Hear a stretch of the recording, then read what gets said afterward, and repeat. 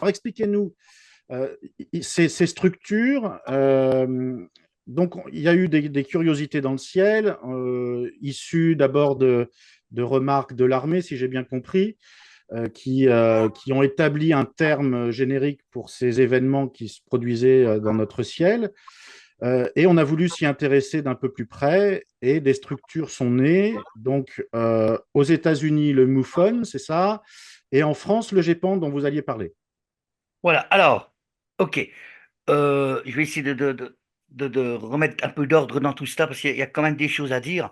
Euh, les militaires n'ont pas nommé le truc euh, objet volant. Au départ, on était sur des engins célestes non identifiés, etc. C'est l'ensemble de la communauté américaine de l'époque, hein, autour de 1950, qui ont parlé de soucoupes volantes, puis d'objets volants non identifiés. En France, alors il y a plusieurs institutions, j'ai parlé du CUFOS, donc le MUFON, hein, euh, puis le NICAP, ce sont le NARCAP aussi qui sont le plus connus aux États-Unis, qui se sont occupés majoritairement de ce dossier. Si vous permettez, je vous parle du MUFON pendant que nous y sommes, quoi. Oui, Elle est oui. créée en, Elle a été créée en 1969 dans le Midwest, aux États-Unis. Ce réseau est devenu le numéro un réseau mondial enquêtant sur ces faits, avec plus de 4600 membres dans le monde, et ils sont présents dans 50 pays. On enquête sur environ 10 000 cas par an. El Moufone a un taux d'observation expliqué de 93%. En France, nous avons une antenne, on va appeler ça comme ça s'appelle ça un chapitre aux États-Unis qui existe. La France, pour l'instant, chapeaute la Belgique, la Suisse et le Portugal. On espère qu'ils puissent, eux, devenir indépendants comme nous en France. Mais voilà, il faut qu'il y ait une structure, hein. Vous savez, c'est un peu comme une association, il faut un président, un trésorier, etc. Tant qu'ils n'ont pas ça, ils ne peuvent pas se déclarer en tant qu'association, vous comprenez? Donc, pour l'instant, c'est sous l'égide de Moussoufone France. Donc, on est une équipe qui est répartie sur les territoires français, belges, espagnols et Portugal. Et on a sorti un livre, on est neuf, sur une vingtaine de personnes, les IRM et les enquêteurs. Les IRM, ce sont les rapporteurs, hein. C'est un peu comme des correspondants, mais ils veulent pas se mêler d'enquête puisque c'est un travail. Et en plus, il faut, pour appartenir à cette structure MUFON, il faut s'acquitter d'une adhésion qui coûte autour de 60 $. Après, il faut encore acheter le manuel de l'enquêteur, qui maintenant est en formule numérique, et ce sont les Américains eux-mêmes qui vous valident. Et sur ce guide, qui fait plus d'une centaine de pages, vous devez avoir un minimum de 80% de bonnes réponses pour être admis enquêteur.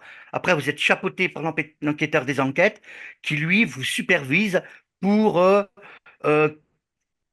voir que vous êtes prêt en fait et que vous savez manipuler l'outil informatique qu'on appelle le CMS, c'est-à-dire Case Management System. Autrement dit, c'est notre base de données qui se trouve sur Internet en étant global. Il y a eu tant de cas. Dans les cas, il y a eu tant de sphères, de triangles, de ceci, de cela. Voilà comment fonctionne notre structure. Alors, D'accord. ça, Alors, c'est là. c'est une structure associative. Il Exactement. faut Loi s'acquitter de sa 1901. cotisation pour pouvoir en faire partie. Et on vous livre un fascicule qui vous explique le métier d'enquêteur et comment procéder, c'est ça. Euh, L'origine de ces recherches, c'est quand même des apparitions constantes dans le ciel, des choses étranges qu'on n'arrive pas à expliquer. Euh, Vous disiez que, il y a 80, un peu plus de 90% des cas qui sont finalement expliqués, ce qui reste 93%, hein, vous m'avez dit.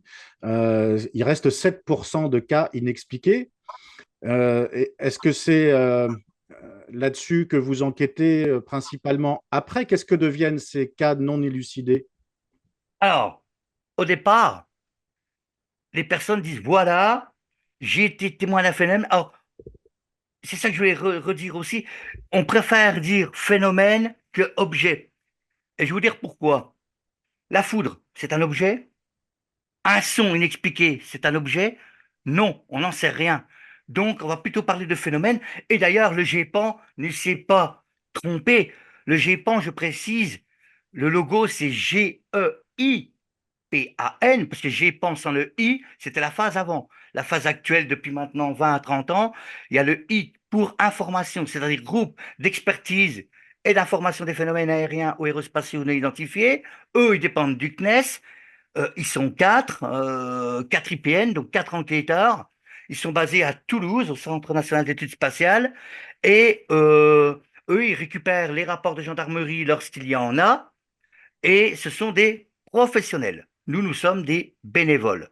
L'avantage qu'ils ont, eux, c'est-à-dire, eh bien, par exemple, sur une trajectoire, mettons, on va dire à 22h00, quelqu'un prétend avoir vu un objet jusqu'à 22h05, mettons 5 minutes, et il y aura une trajectoire définie. Si le témoin en a donné une, le GEPAN, eux, ils peuvent contacter directement l'armée de l'air, l'aéroport, machin, l'aérodrome, truc, et voir un observatoire astronomique. Et eux, la réponse, ils vont la voir, s'ils le veulent bien, je pense, dans l'heure.